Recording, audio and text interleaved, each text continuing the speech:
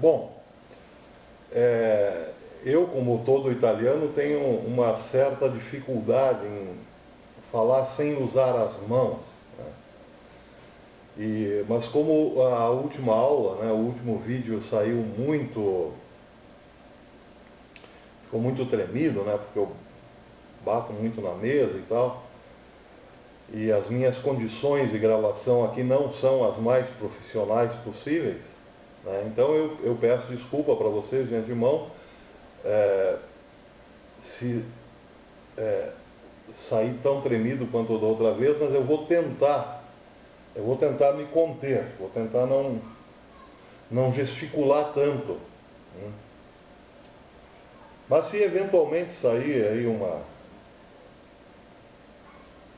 tapa na mesa, a câmera cair e tal, a câmera, né? Então, me desculpem, né? A priori já. Bom, se vocês são lembrados, né, o Kant ele se dedica na dialética transcendental a verificar se a metafísica é possível, né? E a conclusão que ele chega é que a metafísica não é possível, né? Foi mais ou menos isso que a gente viu até agora, né? Principalmente na aula passada, né? Então, agora, né, a gente vai tentar esmiuçar um pouco, espremer um pouco mais essa aula passada, né? Começando com a crítica que o Kant vai fazer a toda a metafísica que o antecedeu, né?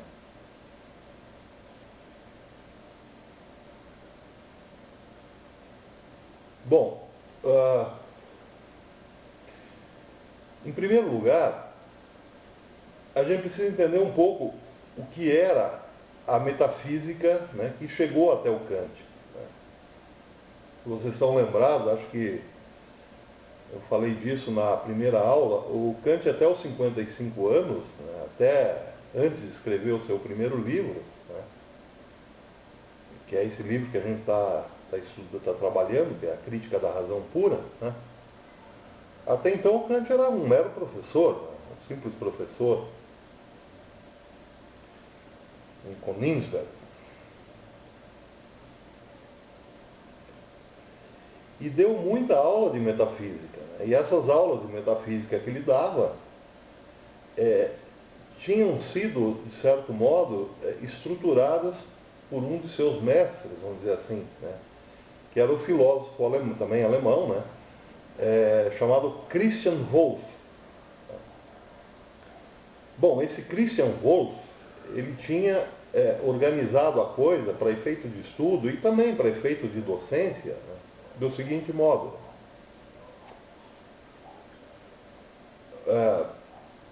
De um lado, a metafísica tradicional, segundo o modelo medieval, e do outro, uma metafísica geral, uma ontologia, vamos dizer assim, né? E uma metafísica especial, metafísica specialis, né, em latim, que estudava as três grandes regiões do ser, né? O homem, o mundo e Deus. Dessa organização desse filósofo, Christian Wolff, resultou então que a metafísica ela era então compreendida a partir de três novas disciplinas: a psicologia, a cosmologia e a teologia racional. Tudo isso era metafísica. E era essa metafísica, né, a partir dessas três disciplinas, que o Kant ensinava como professor, né? Então, essas três disciplinas eram a própria metafísica. Por quê? Porque a psicologia, por exemplo, ela se baseava na questão da alma, né? Perguntando se a alma humana era mortal, imortal, né? Perguntando sobre a liberdade da alma e assim por diante, né? Então, a psicologia, né, por tratar da alma humana, né,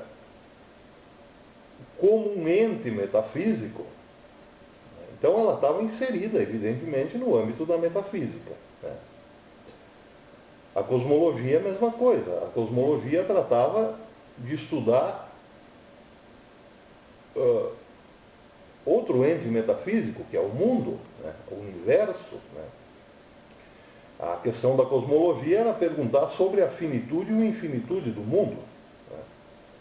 Então, nesse caso, a disciplina da cosmologia também estava inscrita na metafísica. Né? E, por último, a teologia racional. A teologia racional também era metafísica porque perguntava sobre a existência ou não existência de Deus. Esse era o cenário acadêmico do século XVIII, o século do Kant. Kant morre no século XIX, mas sua grande obra está toda ela no século XVIII, praticamente. Né?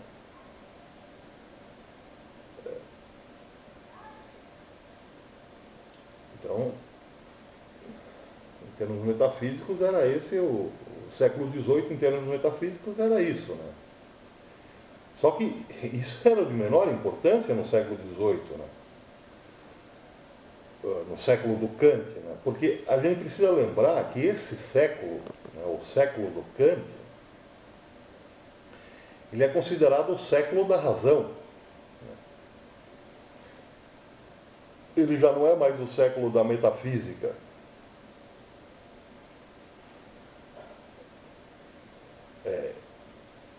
Esse período aí do Kant é o período histórico do racionalismo. Né? Então, quando surge o Kant como professor e filósofo, né, o Kant surge num cenário em que o mundo acadêmico, né,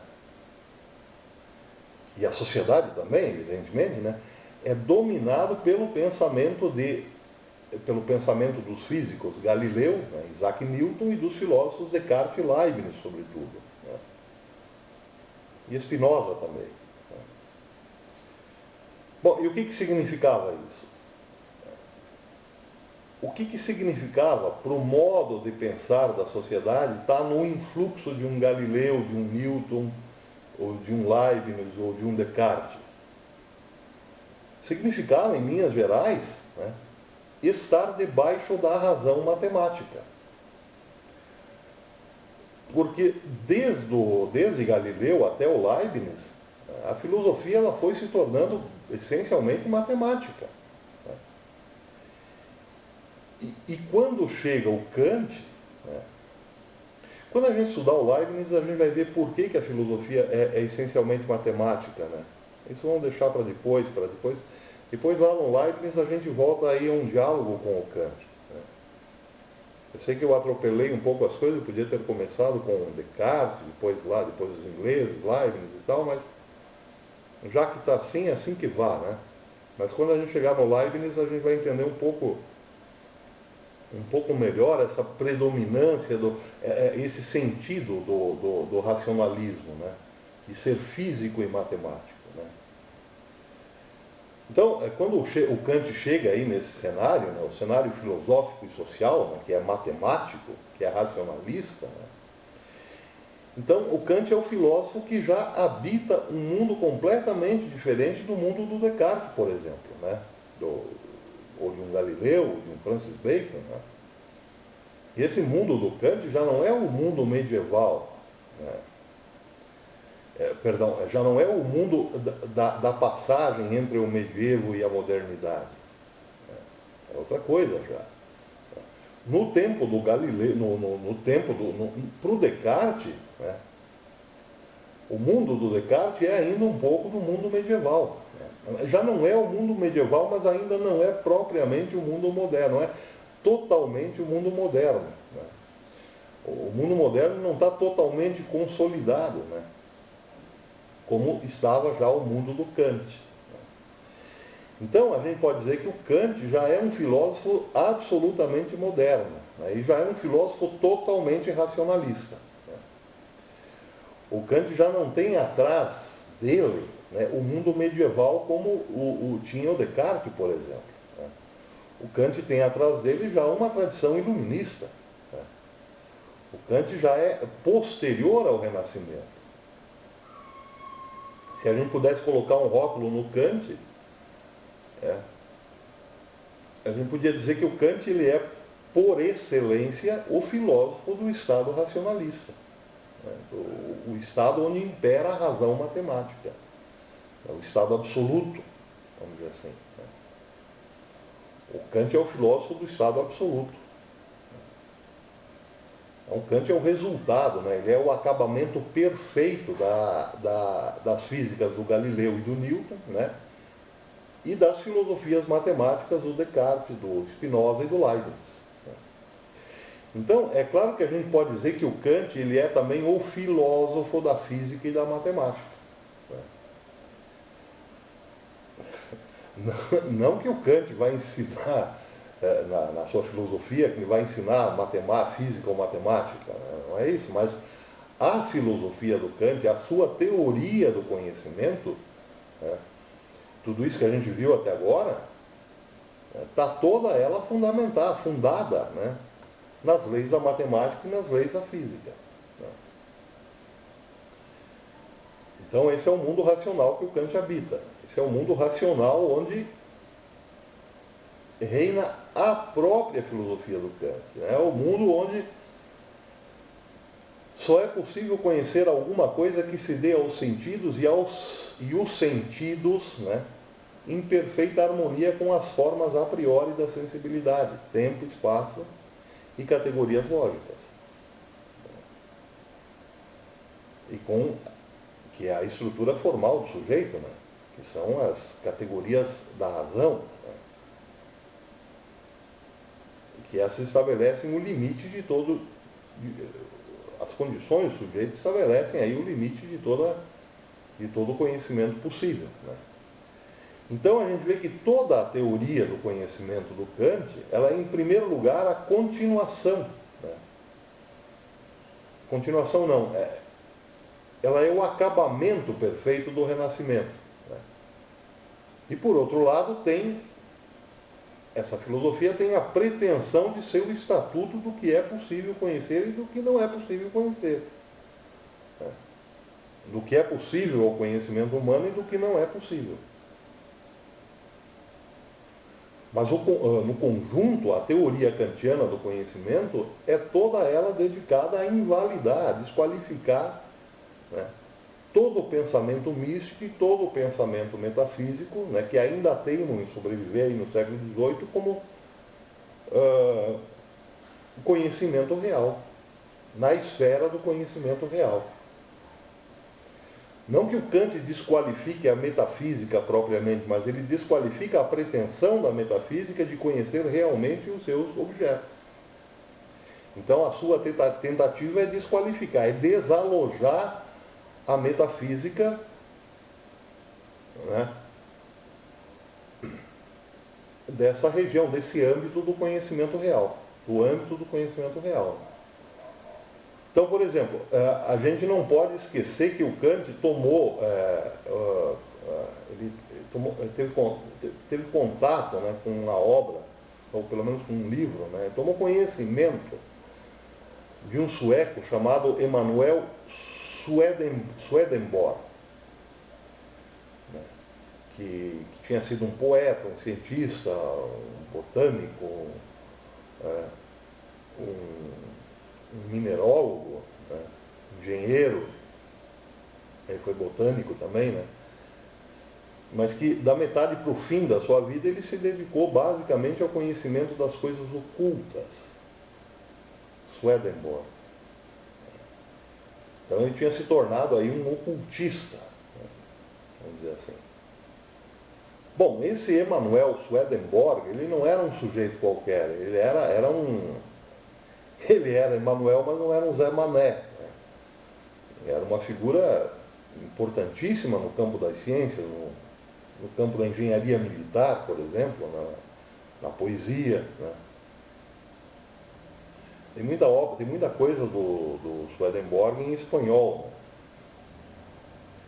Né? E também quem se interessa pelo tema, né, o Jorge Luiz Borges escreveu muita coisa. O tema, o pensamento mítico, vamos dizer assim, do Swedenborg, né, o Jorge Luiz Borges, ele tem muita coisa, ele escreveu muita coisa sobre o Swedenborg.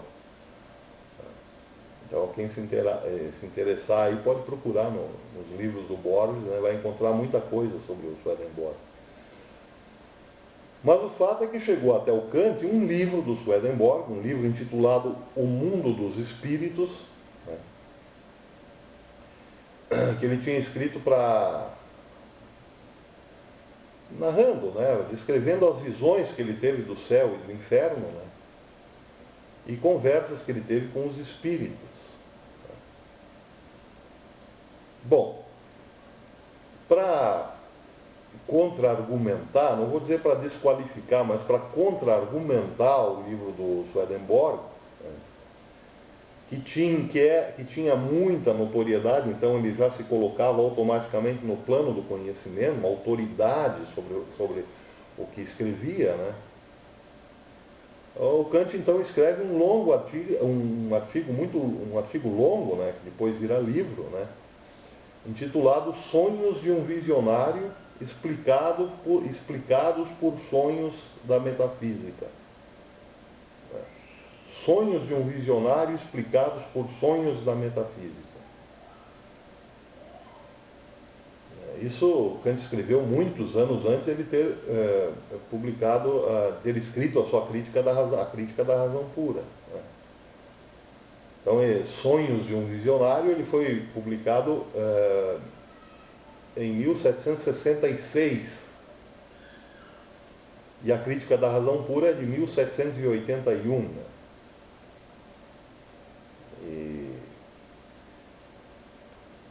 Então, em 1766, a gente não pode esquecer, né, que é um período ainda pré-kantiano, pré-crítico do Kant. Né?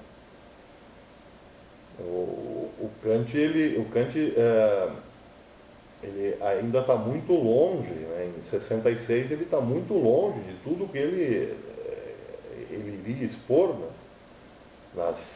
nas três críticas, a crítica da razão pura, a crítica da razão prática e a crítica do julgamento.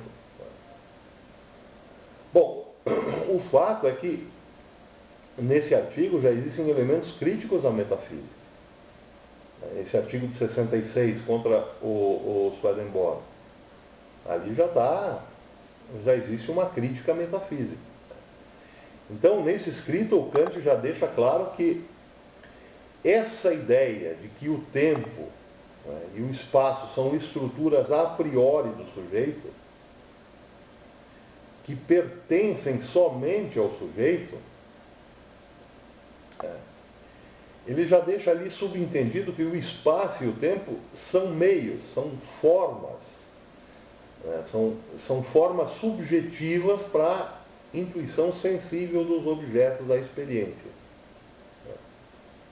E aí surge sim uma primeira crítica à metafísica. Por quê? Porque ele vai falar que os visionários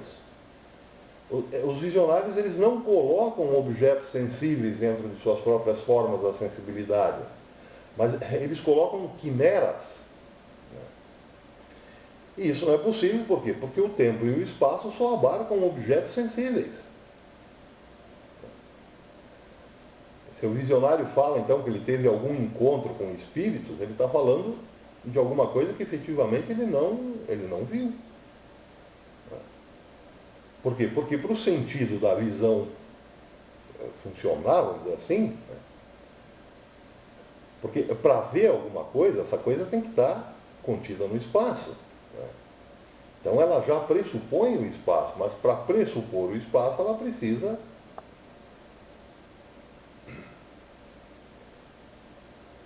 a contraposição de um sujeito. Por quê? Porque essa coisa só é sensível na relação com um sujeito. Mas, se pressupõe o espaço, já pressupõe as suas características sensíveis para o sujeito. Então, ela só pode, nessa relação, ela só pode ser um composto, se está no espaço, só pode ser um composto de matéria e forma. É uma condição.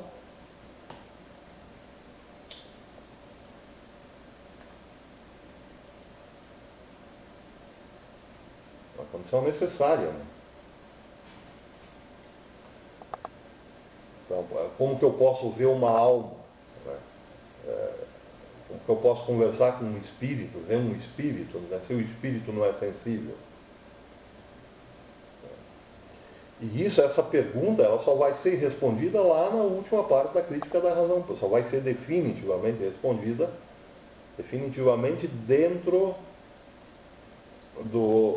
da construção filosófica do Kant, né? Ela só vai ser respondida lá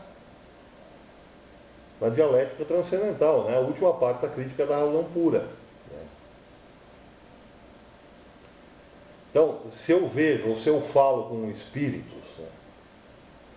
Se eu subo ao céu, se eu desço ao inferno, tudo isso é um delírio da minha mente. Por quê? Enquanto sujeito transcendental, eu estou limitado pelas formas do conhecimento. Veja, isso é Kant. Né? Enquanto sujeito transcendental, eu estou limitado pelas formas do conhecimento. Né? E um desses limites é a impossibilidade de conhecer coisas ou objetos em si mesmos. Eu só posso conhecer alguma coisa na relação que essa coisa tem com o espaço e o tempo que eu mesmo coloquei.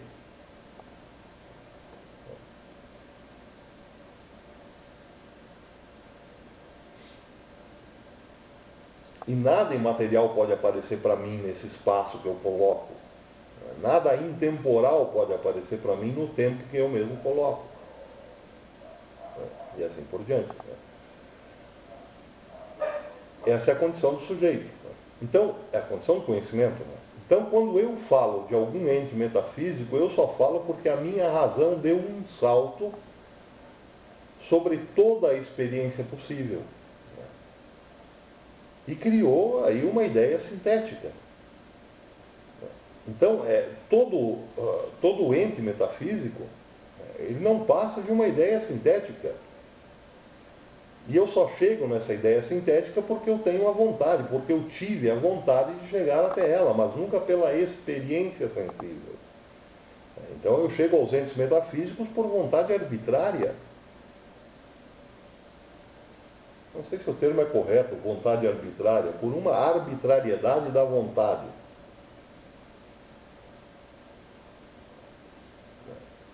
E nunca pela experiência sensível.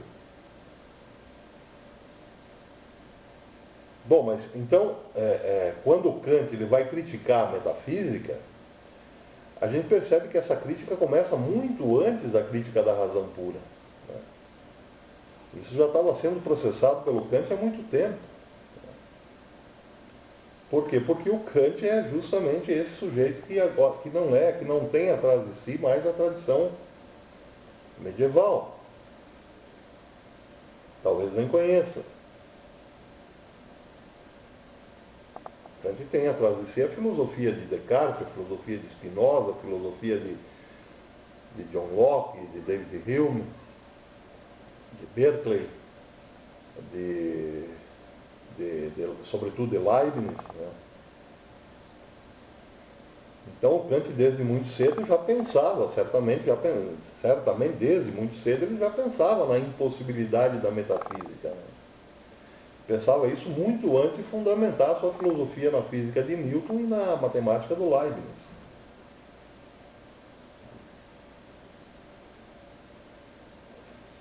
Aliás, eu quero supor, né, que toda a filosofia do Kant existe justamente para dizer que a metafísica não é um conhecimento, não é conhecimento real, mas é vontade. Isso a gente vai falar lá para frente quando a gente entrar na crítica da razão prática. Por enquanto fica só a indicação, né? A metafísica é vontade. Não é conhecimento, é vontade. Né? Deus, o homem, a alma humana, é uma vontade minha. O meu conhecimento é outra coisa. O meu conhecimento independe da vontade. O meu conhecimento depende da minha sensibilidade. E das formas a priori do tempo, do espaço e da lógica. Isso não tem nada a ver com a minha vontade. Essa é a minha condição enquanto sujeito. É o mesmo que dizer que o meu coração não bate porque eu sinto vontade de viver. Ele bate independente da minha vontade.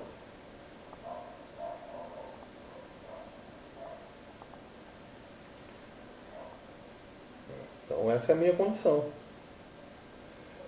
Agora, já Deus, o homem e o mundo, isso não pode ser conhecido.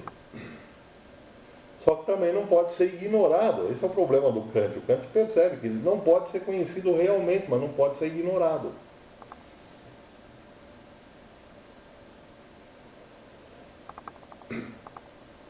Não pode ser ignorado porque o homem aspira a conhecer o mundo, aspira a conhecer a Deus, aspira a conhecer a alma humana, né? Então aqui é que vem o problema. Como resolver esse imbróglio? Como resolver esse problema? Onde colocar a metafísica? A metafísica já não pode ser colocada no mesmo edifício da ciência, vamos dizer assim. O Kant já desalojou a metafísica desse âmbito do conhecimento. Só que é preciso colocar a metafísica em algum lugar. Porque ainda que ela seja impossível, ela continua sendo uma aspiração humana.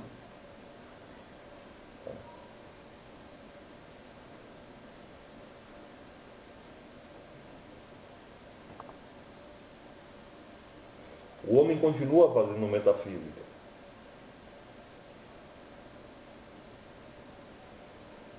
E falando, a partir disso, desses elementos da metafísica, falando coisas absurdas. Aliás, o Kant seria muito bom voltar um pouco, tomar umas doses, né, de Kant na veia, atualmente, né? Porque o que a gente vê de absurdo por aí, né? Sujeito que fala com ET.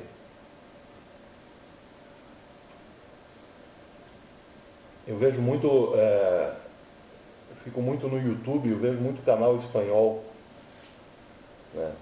Tem muita coisa boa, mas tem muita porcaria também, principalmente na Espanha.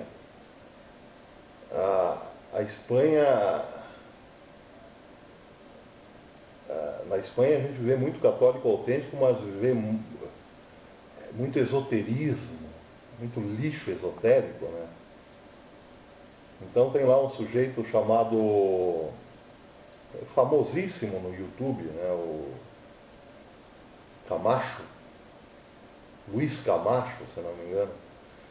Ele tem um site chamado Mundo Desconhecido. Não aconselho a ninguém.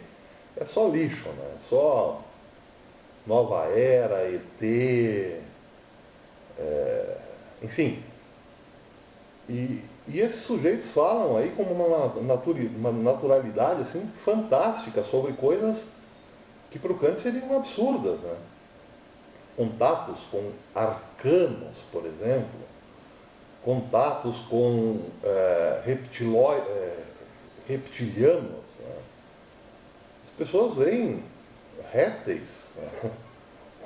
Onde existe uma cara humana, a pessoa vê um réptil e tal. Então o Kant seria muito bom aí tomar umas obras, botar o Kant em umas ampolas e aplicar um pouco de Kant, né? Porque o Kant, ele, com tudo isso, com toda essa crítica metafísica, ele traz um pouco de prudência para o pensamento. É uma prudência que a Igreja Católica sempre teve, por incrível que pareça. A Igreja Católica sempre teve um lado kantiano muito antes do Kant existir. Né? A Igreja não aprova qualquer milagre. É preciso que o sobrenatural esteja, de fato, dentro das condições do sujeito para a Igreja provar alguma aparição, algum milagre. A Igreja pelo menos levava, né? A Igreja Católica dos grandes papas, né? Dos grandes teólogos, né? Sempre levou a coisa com muito cuidado, né? Sempre demorou muito, sempre estudou muito os fenômenos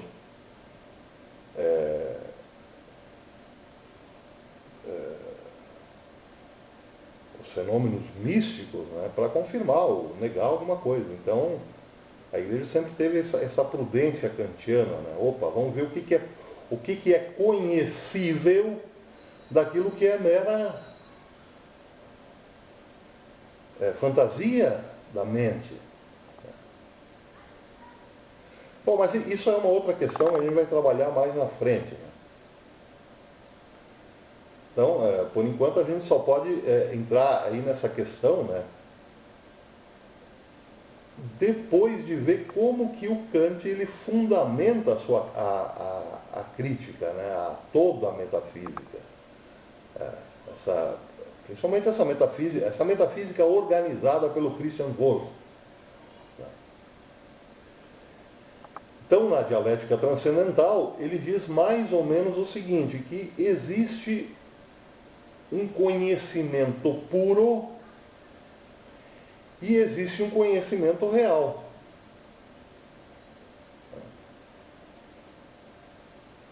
Bom, se existe um conhecimento que é puro e outro que é real, então puro e real não são a mesma coisa. E é preciso lembrar, né, que esse termo puro, né, o termo puro, ele tem um sentido bem específico no Kant. Puro quer dizer independente da experiência. O espaço e o tempo, por exemplo, são puros. O espaço é puro. Né? Eu não preciso sair por aí, né, com uma régua na mão, medindo o espaço para constatar, né, que o espaço existe. Por quê? Porque para o Kant o espaço sou eu mesmo quem coloco. Né? O espaço não é uma coisa aí fora, é algo que eu coloco, né? E esse algo que eu coloco, esse espaço que eu coloco, antecede qualquer experiência que eu possa ter de algum objeto. Né? Aliás, esse espaço ele é a própria condição para qualquer experiência de objetos que eu venha a ter. Né? Então, puro quer dizer isso, aquilo que eu sei independentemente da experiência. Bom, agora ele diz, né? Ele vai dizer que a metafísica é um conhecimento puro. A metafísica é um conhecimento puro, mas não real. Percebe? Metafísica é um conhecimento puro, mas não real. Porque para um conhecimento ser real, é preciso que o conhecimento é um fenômeno que se dá em dois lados. Um lado o sujeito, de outro o objeto que entra na relação com esse sujeito. Bom, para o conhecimento ser real, é preciso que em um dos lados, né, esteja lá o princípio formal, os princípios formais do sujeito. Né? E quais são os princípios formais do sujeito? Isso tem que estar na ponta da língua. O princípio formal do sujeito é tempo, espaço e categorias lógicas. Esse é o princípio formal do sujeito. E o princípio formal é puro. O tempo é puro, o espaço é puro e as categorias lógicas são puras. Independem da experiência. Aliás, são elas que colocam a possibilidade da experiência. Né? Mas isso é só um lado da coisa. Né? Esse é só um lado do conhecimento real. Do outro lado, é preciso que haja a experiência sensível do sujeito. E a experiência sensível é sempre experiência de objetos. Objetos que entram na relação com o sujeito. Que entram no tempo do sujeito, que o sujeito colocou, que aparecem, que se apresentam no espaço que o sujeito colocou. O espaço do sujeito e as categorias lógicas do sujeito. Então, eu posso dizer que eu tenho um conhecimento real desse objeto, por exemplo. Eu tenho um conhecimento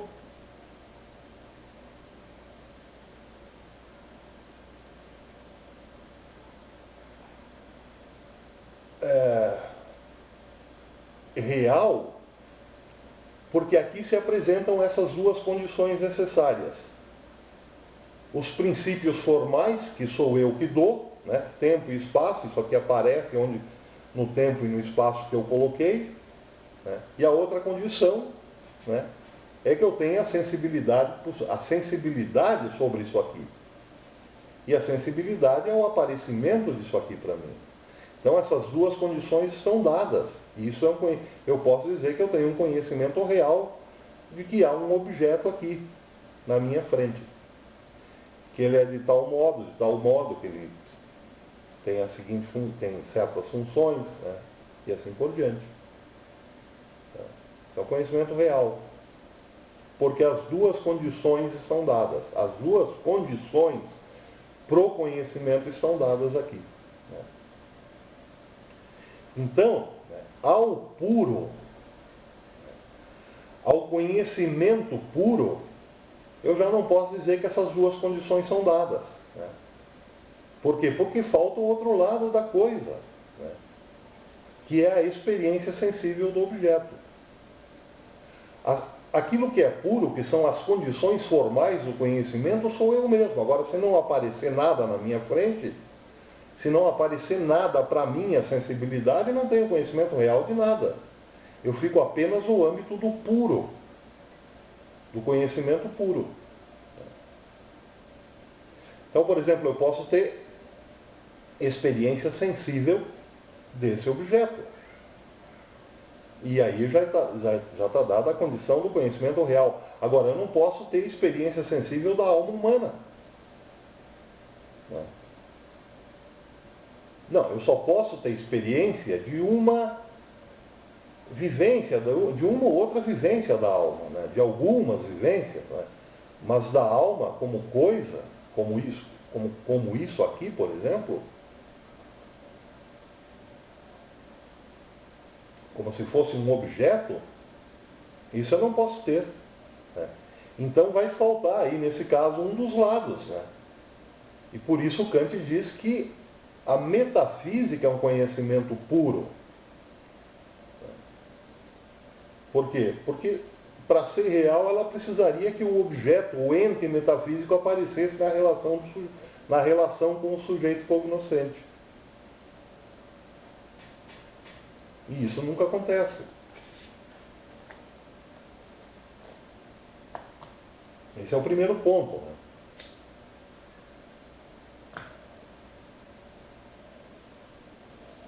Isso de fato nunca acontece.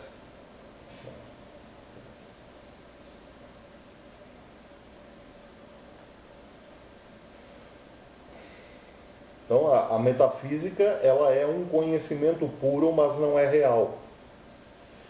Então, quando Kant fala de conhecimento, ele está sempre falando de um complemento necessário ao princípio formal. O princípio formal é puro, a priori. Mas para ser conhecimento real, para virar conhecimento real, vamos dizer assim, o princípio formal precisa ser complementado. Não sei se esse é o termo adequado, mas ele precisa ser completado, ele precisa ser complementado, né? Com o a posteriori. Né? O puro é o a priori. O a priori, para ver conhecimento real, o a priori precisa ser complementado, né, com o a posteriori, que é sempre o objeto que aparece para a sensibilidade do sujeito. Algum objeto tem que aparecer para a sensibilidade. Para a visão, para o olfato, para o paladar, para o tato, e assim por diante. Para a audição. Se eu fico só no âmbito do princípio formal, que é puro, e não completo esse princípio, né, com a percepção sensível, eu não entro na esfera do conhecimento real, eu fico só no âmbito do princípio formal.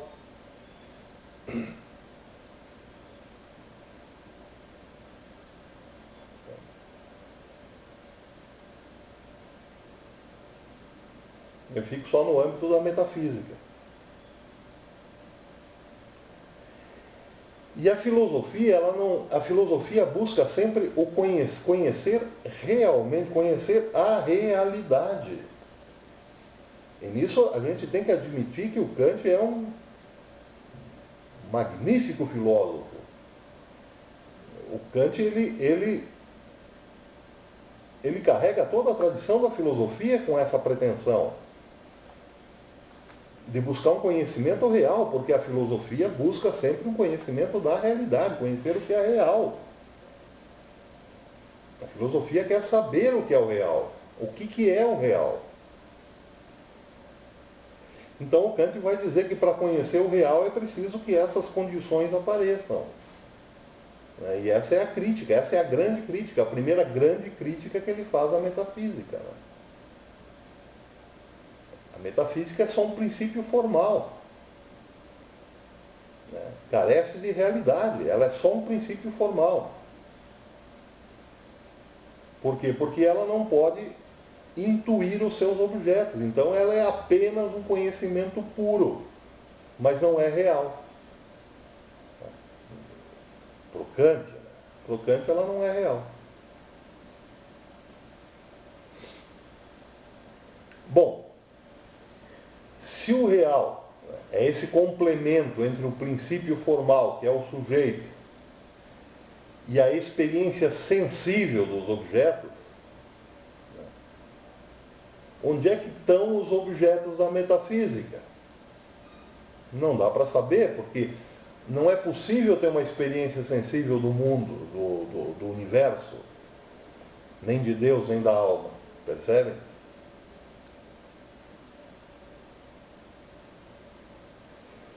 Então não dá para fazer a experiência desses objetos. Se não dá para fazer a experiência desses objetos, a metafísica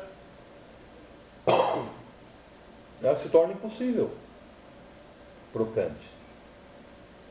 Impossível porque não é real, porque nem eu, nem vocês podemos colocar aí sobre esses objetos da metafísica as condições necessárias para termos intuições desses objetos, percebe?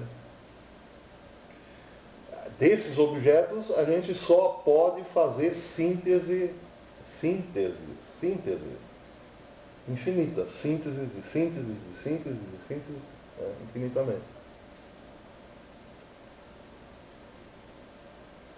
E o Kant, então, ele vai demonstrar esse problema, né, tanto na psicologia racional, né, como na cosmologia, né, como na teologia racional.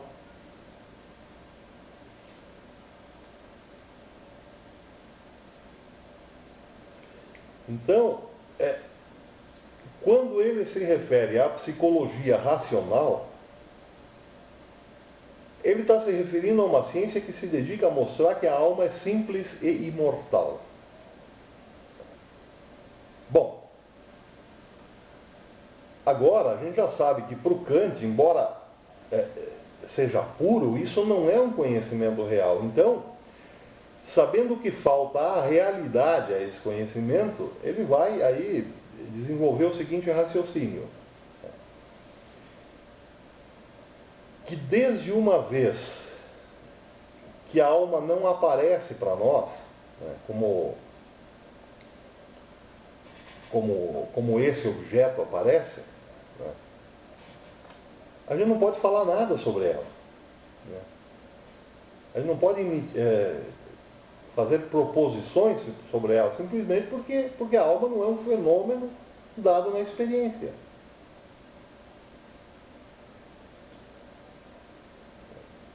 Ela não aparece na experiência como uma unidade.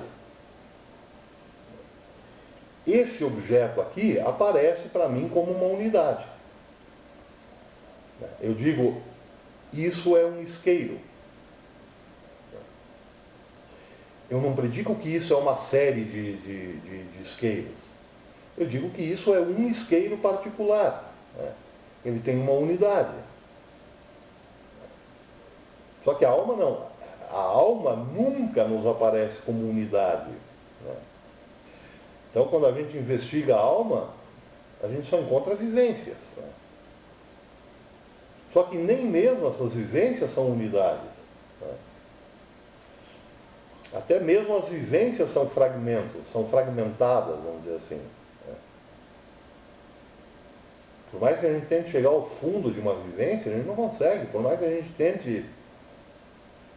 A gente nunca consegue lembrar a sequência de todas as nossas vivências, percebe?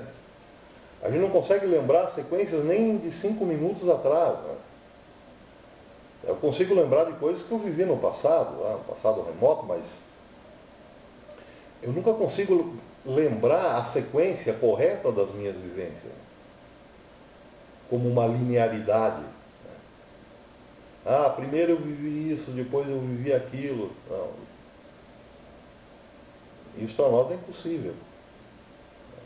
A gente consegue lembrar aí, eu acho que quanto muito, de 1% do que a gente viveu, e olha lá. E fora dessa sequência, né? Ainda por cima,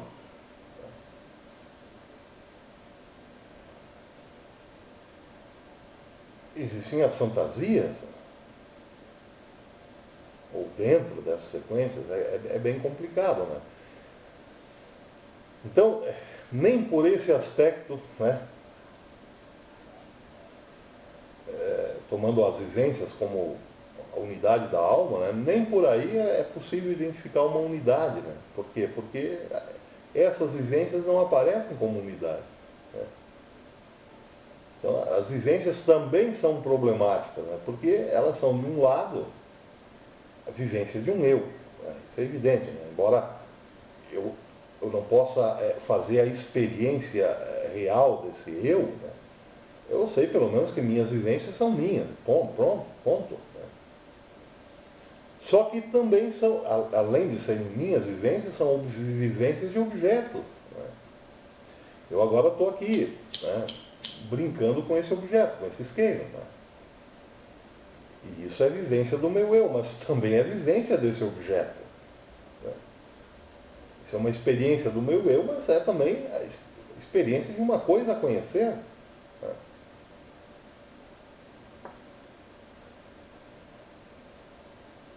Agora, se eu quiser substituir essa coisa, se eu quiser substituir esse isqueiro pela minha alma, por exemplo, para conhecer a minha alma, como eu conheço esse objeto, isso é impossível para mim. Né?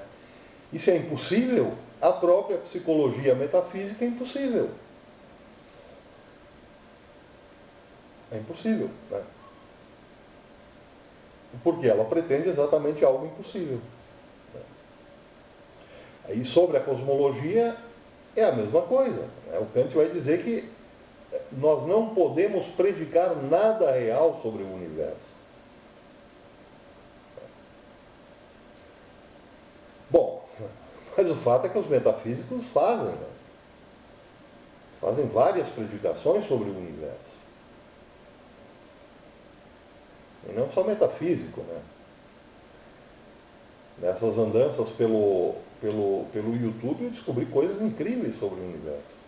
Né? De gente que foi aí a outros sistemas,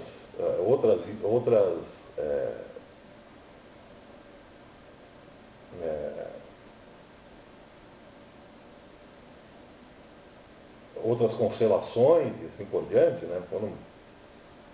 Foram até os limites, tem gente que descreve aí os limites do universo. Só que essas coisas só são possíveis por quê? Porque esses malucos e os metafísicos, né? Não estou dizendo que o metafísico é maluco, mas tem muito maluco aí entrando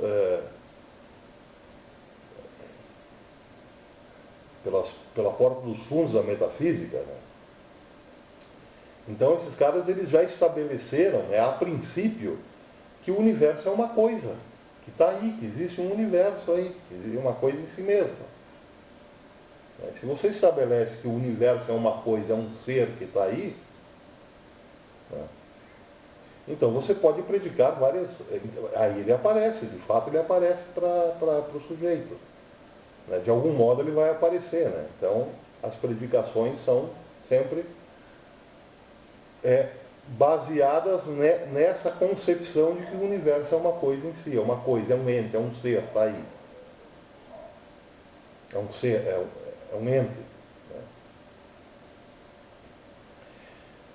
Só que o Kant vai dizer que se a gente assume essa postura, né, essa postura dos metafísicos, né, e começa a falar, a predicar sobre o universo, né, como algo em si, então a gente cai naquilo que ele vai chamar de antinomias da razão pura. Meu Deus, antinomias da razão pura. E é claro que a gente tem que perguntar, mas o que é isso, antinomias da razão pura? Bom, a razão pura a gente já mais ou menos sabe o que é, né? É o princípio formal. Né? É o princípio formal enquanto ele ainda não, enquanto ele não foi complementado por algo da experiência sensível. É o tempo, é o espaço e são as categorias lógicas do sujeito, né? Mas sem nada, né? Sem objeto ainda, né? Que imprima uma experiência sensível a esse sujeito. Né? Estamos no âmbito do puro, no âmbito do a priori. Só que o Kant fala agora de uma coisa que acontece na razão pura, né? Que é a tal da antinomia, que acontece pela razão pura, né? Que é a tal da antinomia. Bom, mas o que é antinomia? Então, antinomia é uma possibilidade de predicar coisas contraditórias sobre algo, né? Só que apesar de serem contraditórias, elas são igualmente demonstráveis, percebem? Então, o Kant diz, né, vai dizer o seguinte, que se a gente raciocina como um metafísico, né, e fala alguma coisa sobre o universo, né, se a gente predica alguma coisa sobre o universo, se a gente faz uma tese sobre o universo, por exemplo, né, e demonstra essa tese, a gente também pode fazer uma antítese, que é o contrário da tese, né, e demonstrar a antítese com a mesma força de argumentos que a gente usou para demonstrar a tese. Percebem? Isso para o Kant é antinomia. Antinomia da razão pura.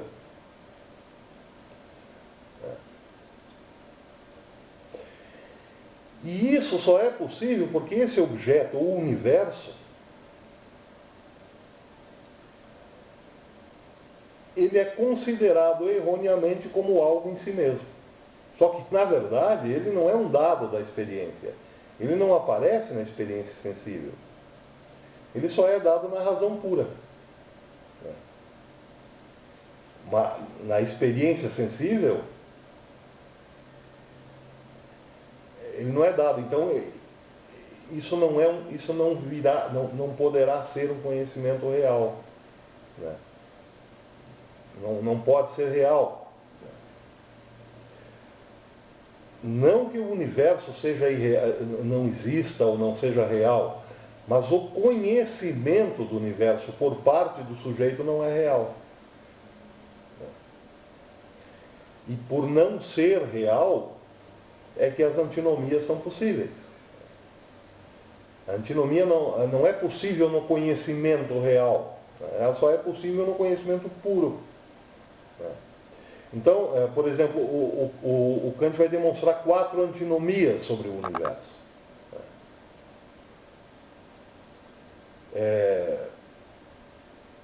Na primeira antinomia,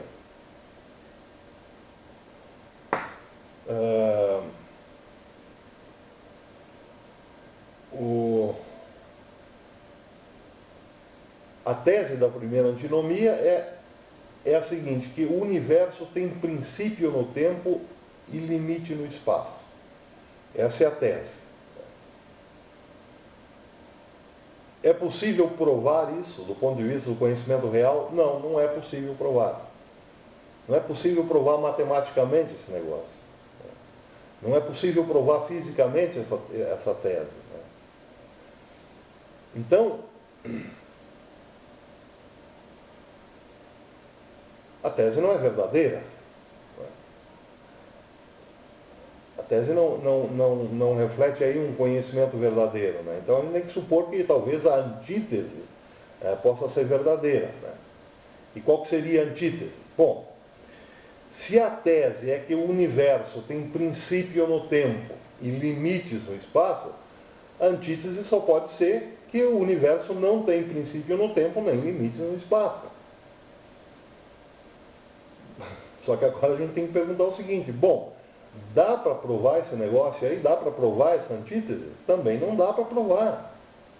Né? Isso quer dizer o seguinte, que nem a tese, nem a tese é verdadeira, nem a antítese é verdadeira.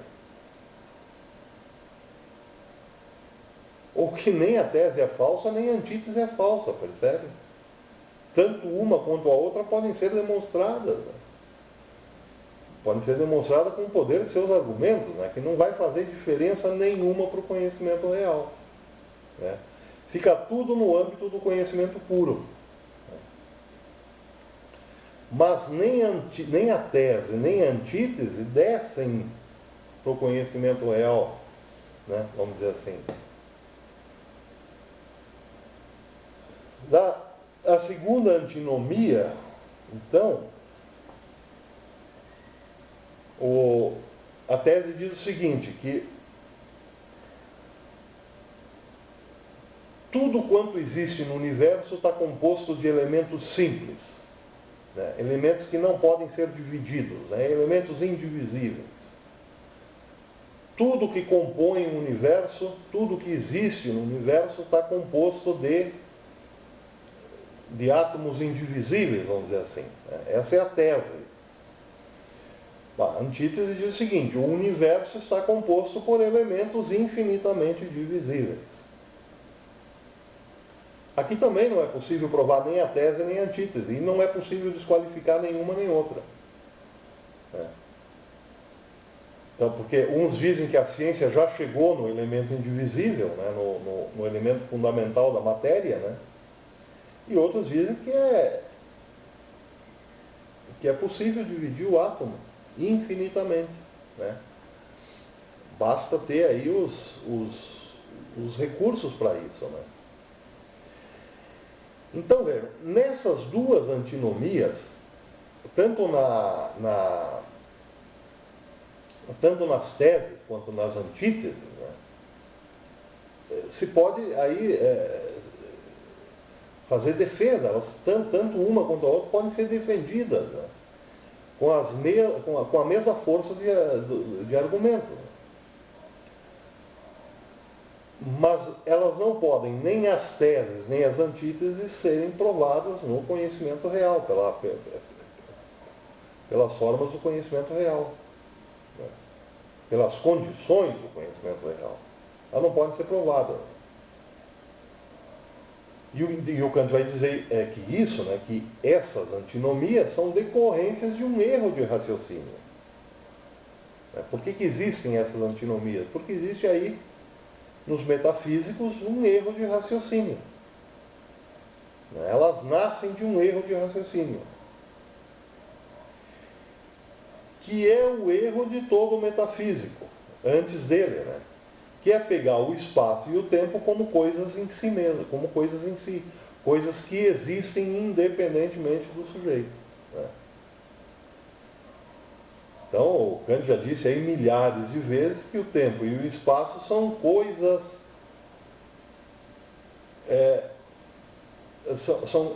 são as formas do sujeito, né? E não entes aí fora. Não são entes que existem aí fora independentes do sujeito. Né? E a cosmologia faz isso. Né? Quando o cosmólogo, né, ele fala em universo, ele está se referindo a um espaço aí fora. E para o Kant esse espaço aí fora não existe. O que existe é um espaço em nós.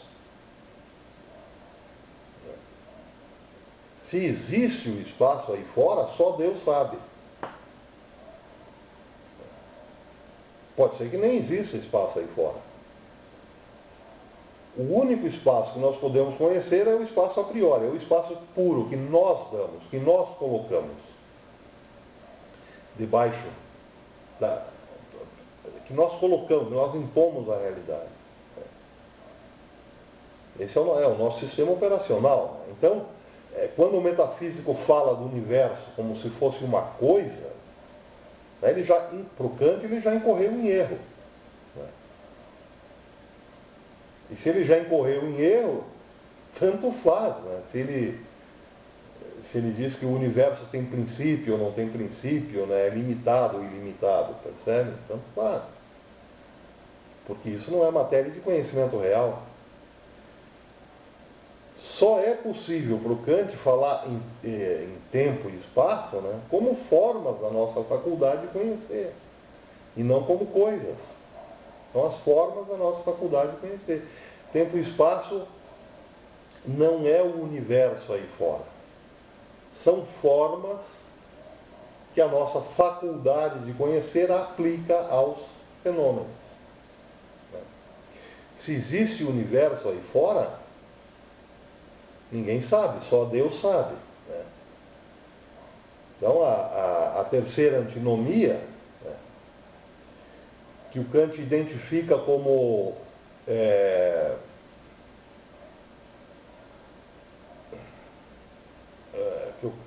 a tese, né, que o Kant identifica, é que o universo teve uma causa primeira, né, que por sua vez não teve outra causa. Ou seja, o universo teve uma causa incausada. E a antítese, claro, né, diz que não pode haver uma causa sem causa, uma causa incausada. Se existe o universo é porque houve uma causa que por sua vez teve outra causa e outra causa e outra causa, né, assim infinitamente. Né? E na quarta antinomia, que é basicamente a mesma que a terceira, né, a tese diz o seguinte: nem no universo, nem fora do universo pode haver um ser necessário. Então, vocês sabem a diferença entre necessário e contingente. Necessário é aquele que dá a existência a si mesmo. Ele é necessariamente existente. Ele existe necessariamente. Agora, eu, por exemplo, eu sou um ser contingente. Eu vim à existência porque minha mãe conheceu meu pai conheceu a minha mãe e tal, né? Enfim. Mas, não, eu estou na existência, mas não quer dizer que a minha existência seja necessária. Eu existo, mas poderia não existir. Se meu pai não conhecesse minha mãe, não existiria. Percebe? Então, essa antinomia, essa quarta antinomia, né? A tese diz que nem no universo, nem fora do universo pode haver um ser necessário. A antítese, que é evidente ao contrário, diz o contrário, né? Diz que no universo ou fora do universo deve sim haver um ser necessário. Bom, sobre isso aí, sobre essas duas últimas antinomias, o Kant vai dizer que as duas teses, elas podem ser verdadeiras. Né? Ele até admite essas duas teses. Essas duas teses aí podem estar de acordo sim com o conhecimento real. Né? Por quê? Porque ali está implicado, nas duas teses está implicada a categoria de causa e efeito. Né? E a razão trabalha o tempo todo com essas categorias de causa e efeito. Né? A gente viu isso na aula passada ou na aula retrasada, se não me engano. Então, nesse caso aí, as teses, né, elas não trazem nenhum grande problema para o conhecimento. O problema está nas antíteses. Por quê? Porque o Kant identifica que as antíteses, nessas duas antinomias, né, elas partem do princípio de que existe a coisa em si. Como no caso das duas primeiras antinomias. Né? E isso é contrário à razão. Né?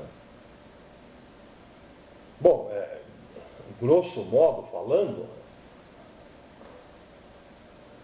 as teses elas são válidas no mundo dos fenômenos, mas as antíteses não. Né? Isso significa então que essas antíteses elas requerem aí uma solução tanto quanto a metafísica requer uma solução. Né? E solução? É preciso encontrar um lugar para a metafísica, é preciso encontrar um lugar, né, para essas antíteses. Né? Só que esse lugar já não pode ser o lugar do conhecimento, é preciso encontrar um lugar específico para a metafísica. Né? Só que o lugar da metafísica não pode ser o lugar do conhecimento, não pode estar no âmbito do conhecimento. Né?